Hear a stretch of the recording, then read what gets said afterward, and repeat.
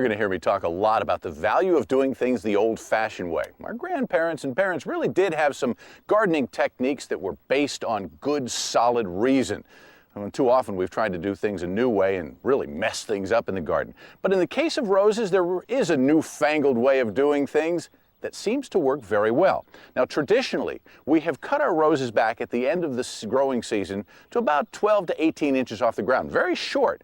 Well, the new idea is to cut them at about 3 feet off the ground. That way, when the growing season begins again, they're going to be taller, more upright, and put more of their energy into creating new foliage and flowers, and less into just getting new cane. Now, the exception to this rule is if you live in a very cold climate. When you put your roses to bed in the wintertime, you may want to cover them up with straw or some other insulating matter, and in that case, you probably need to go closer to the ground.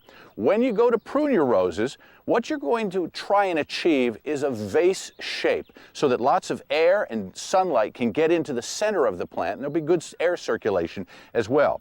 When you cut, you look for an outward-facing bud on a leaf grouping of at least 5 leaves. This is an Old English rose, so it has 7 leaves. But you look for an outward-facing bud and make your cut at an angle so that as water hits the top of that cane, it's not going to settle and cause rot. It'll run right off.